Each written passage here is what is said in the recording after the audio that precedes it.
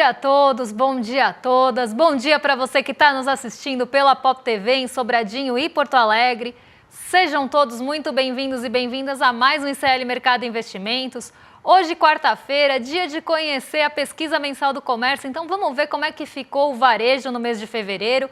Mas a gente também vai atualizar a treta do tarifaço, então a gente vai trazer os novos desdobramentos disso e o que deve ser impactado com toda essa movimentação que está acontecendo e dia após dia tem aí atualização. Mas vamos também passar pela cesta básica se der tempo, porque ontem a gente passou muito rapidinho, não deu nem para contar ali como é que foi a variação, quem que puxou essa variação para cima, né, quais itens que ficaram mais caros na cesta básica no mês de março. Então a gente vai trazer todos esses pontos para vocês, para quem ainda aguentar ver a minha cara, porque eu acabei de ter um Inception aqui e ver a minha cara dentro no meu smartphone que estava aqui do lado. Mas vamos lá, né, vamos passar pela agenda. E vamos ver o que já saiu, o que tem para sair nessa quarta-feira, que deve ser movimentada não tanto pela agenda, mas por tudo que está acontecendo nesse mundão. Então vamos lá, a Índia divulgou decisão de política monetária às 1h30 da manhã, saiu o IPC-FIP da primeira quadricemana, então aqui medição, né, semanal, primeira semana de 4 aqui, um dado que acaba ficando bastante em segundo plano, assim como o IPCS capitais da primeira quadricemana também, que ainda é de capital, é regionalizado. Então, esses dados, tanto da FGV quanto da FIP, né, que saíram bem cedinho, não devem ficar aí em primeiro plano, devem realmente só ter ali um acompanhamento bem distante para entender para onde está caminhando a inflação no mês e o que está puxando aí nas semanas, mas um dado aí que não deve ganhar uma relevância ainda mais nesse caos que a gente está vivendo.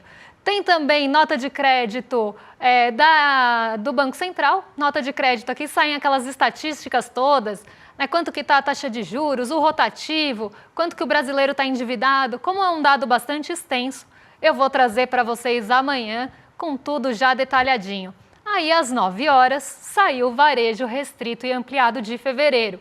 Esse dado já tem potencial de mexer um pouco mais com os mercados, até porque um dado macroeconômico, um dado relevante, um dado da economia real e de um setor que tem tudo ali para sofrer com essa alta de taxa de juros. Então a gente vai tentar ver se o varejo conseguiu se recuperar daquela queda que tinha tido no mês anterior.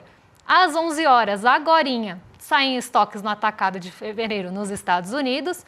Opa, quase Temer uma pastilhinha aqui. Então, estoques no atacado de fevereiro às 11 horas da manhã nos Estados Unidos. Mas tem mais coisa, tem dirigente do Fed falando hoje, tem mais eventos aí na nossa agenda.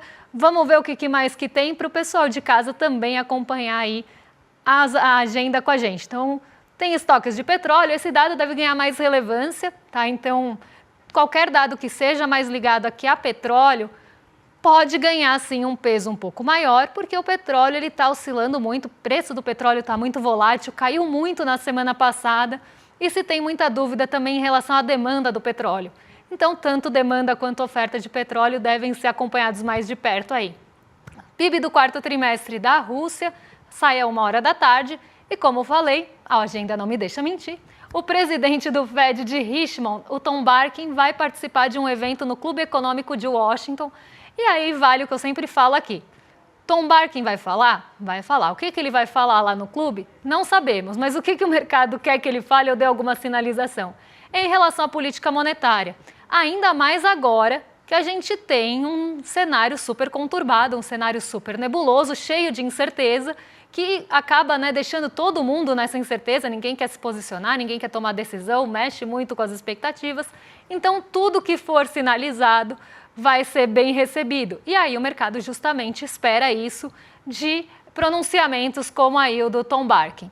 Tem fluxo cambial semanal aqui no Brasil às 2h30 e tem também às 15 horas, esse dado não vai dar para falar, obviamente, por conta do horário aqui, mas tem ata da última reunião de política monetária do Fed. Então, dado que também pode trazer alguma sinalização, aí um farol nessa névoa toda que a gente está perpassando juntos aqui. Então, um dia que até a tarde aqui, o dado mais relevante e o que deve ganhar um pouco mais de atenção, até por todo o caos que está acontecendo, ata da última reunião de política monetária e o discurso aí do Tom Barkin do Fed de Richmond.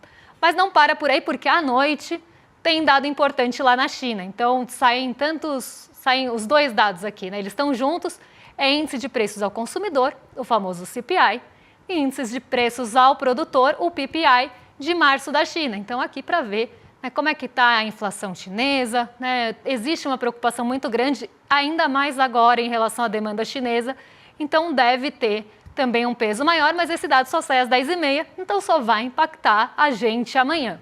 Aí tem cúpula de chefes de Estado e de governo da CELAC em Honduras, e a OCDE também está realizando um fórum sobre mercados emergentes em Istambul. Esses dois acontecem ao longo do dia, então não tem horário aqui. Mas dados importantes aí para a gente se apegar. Pesquisa mensal do comércio no Brasil, dados de inflação na China e pronunciamentos e ata do Fed nos Estados Unidos. Agora vamos ver, né? Vamos tentar entender o que aconteceu ontem, por que Diego está na redação. Aliás, gente, deixo lição de casa aqui para vocês, hein? Podem deixar de onde vocês estão falando, dê bom dia para o Diego e deixem perguntas aqui para a gente, porque o Diego já está lá na redação para selecionar essas dúvidas para passar aqui para mim e eu responder ao vivo, porque quem sabe faz ao vivo, mas antes de tudo isso, vou chamar Diego lá da redação para dar bom dia para vocês e também contar o que aconteceu ontem. Diego, ontem, mais um dia triste aí pra gente, né? Bom dia, Débora, bom dia a toda a nossa audiência. Pois é, Débora, a gente vai falar sobre isso já já. Antes aqui já recebi umas mensagens de bom dia. O Capimengo tá meio desesperado, ele disse, moça, pelo amor de Deus, o euro e o dólar não param de subir. O Giancarlo tá dando bom dia. Pedro Carvalho, bom dia de Natal, Rio Grande do Norte. Berg Marques dando bom dia pra gente, então bom dia para toda a nossa audiência. Bom dia para você da audiência que sofreu ontem comigo assistindo o jogo do Corinthians. Bom dia para você que hoje vai treinar peito que nem eu. Bom dia a todo mundo. Hoje, Débora, eu melhorei, tô sem rinite alérgica, graças a Deus. Mas sabe o que não tá melhor? A situação da Bolsa Brasileira, Débora. O Ibovespa ontem fechou o dia com queda de 1,32%, depois que o Trump elevou as tarifas contra a China a 104%. Além de Ibovespa, as bolsas internacionais fecharam em queda generalizada e o dólar encerrou as negociações ontem a R$ 5,99, patamar mais alto desde 21 de janeiro. Já no que tange o mundo corporativo, as ações da Petrobras mais uma vez caíram, dessa vez mais de 3%. Outro peso pesado do nosso indicador, a Vale, também fechou com forte queda. Débora? Aqui a gente tem que pensar em alguns pontos, até para entender, né, esse movimento de queda da nossa bolsa e de forma geral que vem acontecendo e por que a gente teve essa queda tão aprofundada e que a gente vem acompanhando também, Diego e quem está em casa, a Petrobras caindo bastante. Né? Então a Petrobras ontem ela chegou aos R$ 32, um patamar que não era visto aí há pelo menos quase 2 anos, né? Um pouco mais aí. Então, o que está levando a isso? Eu acho que tem pontos importantes que a gente consegue destrinchar aqui com vocês. O primeiro é em relação à demanda global. Se a gente tem uma expectativa, e aí as expectativas elas estão pessimistas, elas estão se deteriorando. E expectativa, tanto para o mercado financeiro quanto para a economia real, é um ponto importantíssimo. Então, se você tem uma expectativa ruim para frente, né, se você acha que o cenário vai piorar, você realiza ganho e sai do risco e vai buscar o ativo mais seguro possível que você conseguir. Então, esse movimento a gente já está vendo acontecer há algum tempo e começa a impactar também a nossa bolsa. Então, expectativa, eu sempre brinco, e esse jargão não é meu, esse jargão é mais velho que andar para frente, que também é um jargão muito velho. A gente normalmente fala que o mercado age no boato, né? E no fato, ele pode nem se mexer. Né? No fato, às vezes a gente não vê a movimentação que se esperava porque ele já agiu no boato, ele já agiu na expectativa. Então, o mercado ele tem essa característica e por isso a expectativa, a projeção, o que se desenha é muito importante. E as expectativas para frente, elas estão cada vez mais pessimistas. Então, o lado financeiro da coisa vai realmente realizar ganho, sair e buscar refúgio. O lado real da economia, mesma coisa. E dentro de um cenário que você não tem uma expectativa de demanda futura, que você não tem uma expectativa que vá melhorar, ninguém vai querer colocar dinheiro na produção, ninguém vai querer colocar dinheiro em risco. Então, é um cenário bastante ruim para frente. Se desenha, né, se espera uma estagflação nos Estados Unidos, um possível efeito de contágio disso, levando à recessão em outros países, a gente vai ter uma queda de expectativas, tanto do lado ali do lado financeiro quanto do lado real. E começa a se ter também uma expectativa junto de tudo isso, que as commodities não vão ter a mesma demanda que se tinha antes, porque se os países vão desaquecer, se os países vão desacelerar, vai se demandar menos commodities. E qual que é o grande peso? Quem são os pesos pesados da nossa bolsa? A gente está falando de Petrobras, a gente está falando de Vale, aí junto a Vale tem ali os setores de mineração e siderurgia, mas as 3 maiores ações, quando a gente pega individualmente da bolsa, são Vale e Petrobras, elas juntas são quase 1/3 da bolsa. Então, assim, a gente tem, né, uma dependência muito grande das commodities na nossa bolsa. E se começa a desenhar esse futuro incerto e com uma perspectiva de que não vai ter demanda por commodity ou que vai ter uma demanda menor por commodity na China e nos Estados Unidos, que são 2 potências mundiais, o que vai acontecer com as empresas? Elas vão começar a cair. Quem ganhou vai realizar lucro e vai tentar ali sair dessas ações para buscar também refúgio. Quando elas caírem, quem sabe compra de novo. Isso é movimento especulativo, inclusive, tá, gente? Mas acontece. E eu preciso explicar para vocês porque a Petrobras e a Vale puxaram a nossa bolsa ontem para baixo. E não é à toa, né? Isso está muito ligado ao cenário que a gente está vivendo de incerteza em relação à demanda por commodities. Mas tem outro assunto ali que também acabou permeando um pouco a Petrobras nos últimos dias, porque também vazou um boato, né? E aí o mercado age no boato, como eu contei para vocês, de que Alexandre da Silveira poderia estar ali tentando mexer no preço do óleo diesel. A Petrobras falou que, né, até não tem alguns estudos em relação a preços né, estudos envolvendo preços também do diesel, mas que eles não vão tomar nenhuma decisão que vá ferir a governança. O que o mercado tem medo? Que comece a ter uma interferência nos preços. Então, né, por mais que, mas aí vai baixar o preço do combustível de uma forma geral. Vocês podem perguntar, Débora, isso não é bom? O que é bom para o mercado, às vezes, não é o que é bom para a gente. Baixar preço de combustível não é bom para o mercado financeiro, que quer que a Petrobras lucre cada vez mais, independente de como. Então, uma interferência, ou possível interferência que se avente, né, ela pode nem acontecer, mas que foi aventada, ela já vai começar a mexer no preço do ativo. Então, a Petrobras ela sofreu 2 vezes. E por isso ela caiu tanto aí e puxou nossa bolsa para baixo. Então, a gente tem uma série de fatores juntos, né? E também tem a fuga de recurso da nossa renda variável para buscar refúgio em Treasury, para buscar refúgio na renda fixa. Isso acontece porque a gente está com um cenário pouco certo, um cenário, como eu sempre falo aqui, muito nebuloso, um cenário que não tem visibilidade. E é o pior cenário para se tomar decisão. Então, é por isso que a Bolsa, né, ela caiu tanto e por isso as commodities também puxaram tanto a nossa Bolsa para baixo e a gente sabe o impacto que isso tem. Mas, Diego, vamos vir aqui para o lado real da economia, né? Vamos sair um pouco, né, desse mercado financeiro, porque parece que tem dado novo aí, né? Tivemos divulgação importante hoje na manhã. Então, conta pra gente aí, tinha expectativa de alta? Como é que estava a expectativa, esse termômetro do mercado para a pesquisa do comércio? Pois é, Débora, saiu hoje pela manhãzinha, bem cedinho, a pesquisa mensal do comércio, feita pelo IBGE, o Instituto Brasileiro de Geografia e Estatística. E o mercado estava esperando ali, na média, uma alta de 0,5% no varejo restrito, porque a base de comparação do mês anterior foi negativa. Então o mercado já imaginava um número positivo vindo por aí. Já no varejo ampliado, a expectativa era de estabilidade nas vendas de fevereiro, depois de uma bela alta de 2,3% em janeiro. Mas o mercado está bem dividido. Tem gente apostando em queda de até 2,7% e outros esperando um avanço de até 1,2%. Conta pra gente, Débora, como é que ficou o varejo? O mercado acertou, o mercado errou, ficou mais ou menos?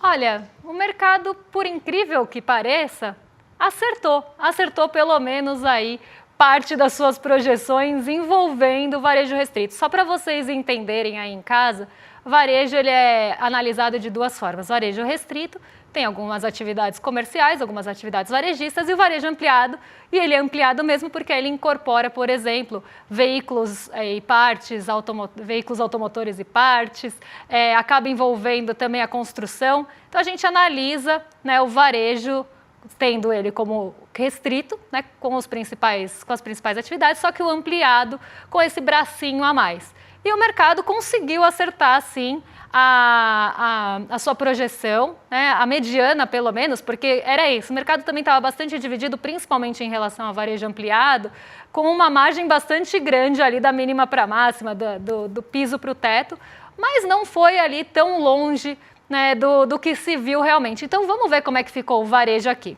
O varejo, aqui onde vocês estão vendo, o varejo é o restrito, tá? Então, o varejo no mês de fevereiro, em relação ao mês passado, subiu 0,5%. Então, teve uma alta, mostrou algum sinal de recuperação, até porque o varejo vinha ali de vários meses ruins. E, inclusive, até tinha já falado isso para vocês, que a gente teve mês ruim de varejo no fim do ano, coisa que não é muito comum de acontecer, né? Não é o movimento sazonal do fim do ano, seja ali mais puxado em novembro por ativo, né, por promoções de Black Friday, ou no fim do ano por festas de fim de ano, são meses movimentados, são meses quentes para o varejo.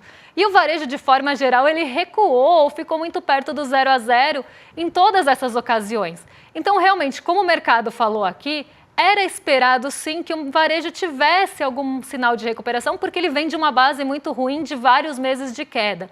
Então, a gente consegue ver isso aí no varejo em fevereiro. Em relação ao ano passado, em relação a fevereiro de 2024, o varejo cresceu 1,5%. No acumulado de 2025, com isso, chega a 2,3%. Em 12 meses, 3,6%. Já o ampliado, ele caiu, mas não tanto ali quanto aquelas projeções mínimas e máximas do mercado. A gente teve uma queda de 0,4% no varejo ampliado, em relação ao ano passado, de 2,4% e 2,3% no acumulado em 25 e no acumulado em 12 meses aqui, então considerando o período cheio, porque 25 a gente está só considerando, né, quando a gente fala acumulado do ano, são só os primeiros meses de 25. E dos 12 meses, aí sim, considerando o período cheio, 2,9% nessa comparação. Mas mais que isso, eu acho importante a gente entender quem puxou esse varejo para cima. Porque teve uma participação bem grande dos hipermercados e supermercados. Vamos colocar aí na tela para o pessoal de casa acompanhar aqui comigo. Nesse mês de fevereiro, um dos destaques da pesquisa mensal do comércio foi justamente esse setor varejista aqui, ou essa atividade que é super e hipermercados. Então, as pessoas elas tiveram, né, os seus gastos, ou elas compraram mais no varejo, mas bens mais baratos, de supermercado, de hipermercado.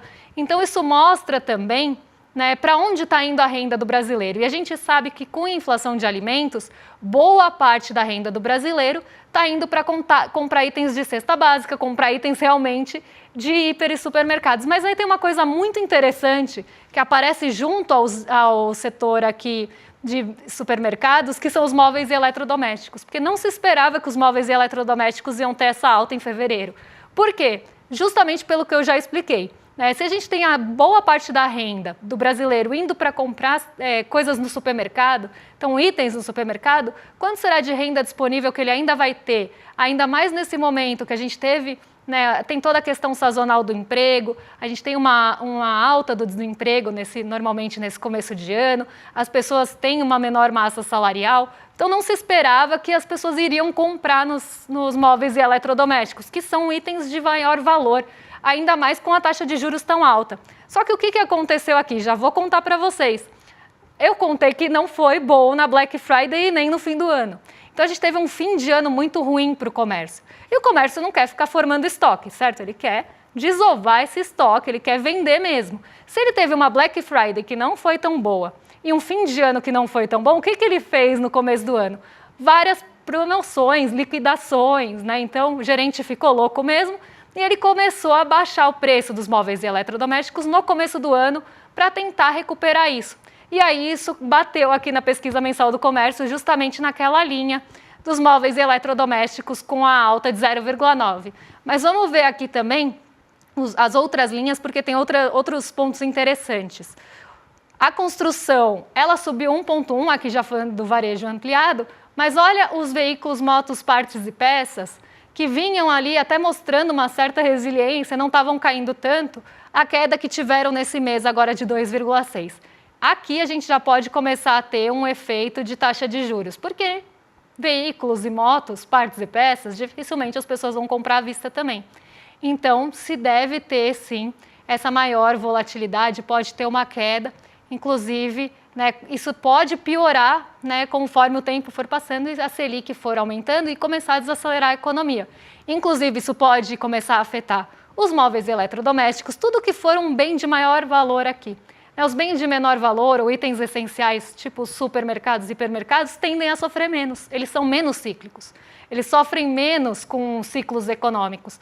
Já móveis eletrodomésticos, até o material de construção, os veículos, o varejo ampliado de forma geral, eles vão sofrer mais, sim, com esses ciclos econômicos. Então, se tiver desaceleração, eles vão desacelerar porque não são bens ali tão essenciais. E o mesmo a gente pode falar de informática e comunicação, que caiu 4,2%. Então, a gente vê uma concentração até dessa alta, muito nos super e hipermercados, e essa alta também dos móveis e eletrodomésticos aí de 0,9%, muito puxada pelas promoções que tentaram recuperar o fim do ano mais negativo.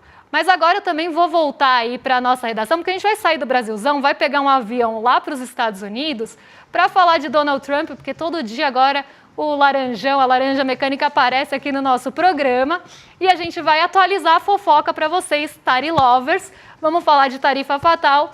Diego, conta pra gente, tem tweet polêmico de novo, né? Pois é, Débora, tem um tweet, não sei se dá para chamar exatamente de um tweet, já que é na rede social dele, que se chama Verdade Social, mas tem polêmica, né? Os roteiristas dessa novela Tarifa Fatal estão bem empolgados e não se cansam de nos surpreender a cada episódio. Pois bem, vou pedir para a produção colocar aí a imagem do tweet dele, que está em inglês, mas eu vou ler aqui a tradução. O Trump disse o seguinte: este é um ótimo momento para mudar sua empresa para os Estados Unidos da América, como a Apple e tantas outras, em números recordes, estão fazendo. Tarifas zero e conexões e aprovações de energia elétrica, energia quase imediatas, sem atrasos ambientais. Não espere, faça agora. Pois é, treta, clima muito tenso. China aí anunciou 84%, se eu não me engano, de tarifas contra os Estados Unidos. Débora, como é que está essa situação? Explica pra gente melhor. É uma atualização diária mesmo, viu, Diego? Porque cada dia que eu passo aqui, né, e eu começo na redação já ali vendo, né, o que teve de atualização, e desde ontem, né, já estava acompanhando isso, mas tem que acompanhar o tempo todo porque pode mudar a qualquer momento. Então, o que eu fiz? Eu atualizei aquela linha do tempo para vocês, que a gente estava falando ontem, para inserir esses novos elementos dessa treta que vem se desenhando, essa guerra comercial que está ganhando uma escalada cada vez maior. Porque a China, ela não ficou quieta, não. Ela respondeu. Então, vamos atualizar aqui a nossa linha do tempo para que vocês estejam todos aí sabendo o que pode acontecer e os desdobramentos disso. Então, eu nem vou passar muito ali. Antes do dia 7 de abril, já tinha tido ali um imposto com tarifa extra sobre importações chinesas de 20%, junto com o Canadá e México ali, alegando conivência com o tráfico de insumos para fentanil. Aí, no dia 1º de abril, são anunciadas as tarifas adicionais de 34%, já somando 54% sobre produtos chineses. E aí a China respondeu, a China falou, não vou ficar quieta, vou responder aqui com 34% também, já que vocês estão colocando mais 34% aqui, vou colocar 34% do meu lado também sobre importações dos Estados Unidos. Então, produtos estadunidenses iam ficar 34% mais caros para entrar na China, respondendo aí. E aí, Donald Trump falou, olha, China, você tem até as 13 horas do dia 8 de abril, conhecido como ontem, para retirar essas tarifas. Todo mundo estava esperando a 1 hora, gente. Deu a badalada do relógio da 1 hora, estava todo mundo esperando para saber se a China ia tirar ou não. Então, o que o Trump ameaçou? 50% a mais se a China mantivesse a retaliação. Essa tarifa entraria em vigor hoje. E se a China, né, até desistiu do acordo do TikTok por conta das tarifas. E aí, 1 hora da tarde, limite imposto aí pelos Estados Unidos para a remoção da tarifa recíproca. Aconteceu? Não aconteceu. Não só não aconteceu, como a China respondeu. Então, já vamos passar aqui para a próxima página. A China respondeu na mesma altura e falou que não vai também ceder. Então, tá ali realmente uma... como é que chama? Gente, esqueci o nome daquela brincadeira. Cabo de guerra. Que um está puxando a corda para o outro lado, né? Então tá cada um puxando a corda para o seu lado ali para ver até onde essa corda aguenta. Então, confirmada a ameaça, produtos chineses podem chegar a 104% de tarifação total. Os Estados Unidos, né, colocaram essa tarifa esperando que fosse ter um recuo lá a 1h da tarde. Teve? Não teve, já contei. E aí o Estado chinês eleva a tarifa para produtos importados dos Estados Unidos de 34% para 84%. Pessoal, você quer colocar mais 50%? Eu também vou colocar. E aí vai para 84% com base nos princípios básicos do direito internacional, já que foi uma resposta aos Estados Unidos. Dia 10 de abril, previsto, porque ainda não chegou, é amanhã, a medida chinesa entra em vigor a partir da meia-noite e 1, horário local, então horário da China, que vai ser ainda mais cedo, né? Do dia 10 de abril de 2025, né? A gente vai estar no dia anterior ainda. Mas, olha só, né, o que aconteceu também. A China, ela não só colocou esses 50% a mais, como também levou isso para a OMC como uma prática ali, né, condenando essa prática dos Estados Unidos. Então, aqui a reação da China já tinha colocado que o Xi Jinping promete lutar até o fim, ele está reforçando isso com esses 50% a mais. Até teve ali um pedido de diálogo com base em respeito mútuo, mas parece que não é muito forte aí do presidente dos Estados Unidos, nem respeito nem mútuo. E aí a China levou as práticas dos Estados Unidos à OMC. E aqui a atualização da agenda diplomática é o Trump querer negociar país por país. E isso é muito interessante, né? Tinha até uma dúvida que já chegou aqui para mim. Eu vou responder porque não vai dar tempo de devolver lá para a redação. Mas eu já vi que a dúvida era realmente em relação a isso. Por que negociar país por país? Né? Por que não vai negociar com um bloco econômico? Porque, gente, a união faz a força. Então, se Donald Trump chama país por país ali para negociar, para sentar lá na cadeirinha com ele, e ele vai impor as condições dele, termos e condições que ele quer para tirar aquelas tarifas, se o país for sozinho, ele vai ter menos poder ali. E o que o Donald Trump realmente quer é impor o poder. É esse poder geopolítico. É isso que ele está buscando com essas tarifas. É uma negociação desigual. Se você vai em bloco, isso vai cair por terra. Então ele está chamando o país, tanto que foi Bangladesh sozinho. Então assim, né? Foi pedir lá para falar com o Trump. Então ele quer país por país. Ele não quer bloco, ele quer que cada um vá lá ouvir individualmente. E isso tem porquê, né? Isso faz parte de toda essa forma, né, de agir, inclusive, de cima para baixo aí, que Donald Trump acha que vai fazer, né? Então, dia da libertação, dia de impor a vontade dos Estados Unidos, de volta no mundo. Gente, quando deixou de impor? Pelo amor de Deus. Mas vamos lá, né? Vamos lá, porque realmente aí a gente tem muita coisa para rolar e isso deve começar a impactar de forma geral e de forma global, porque vai começar a ter efeito dominó e vai começar a respingar em outros países. Não só a estagflação prevista para os Estados Unidos, mas também a desaceleração econômica geral, como a gente estava falando no comecinho do programa.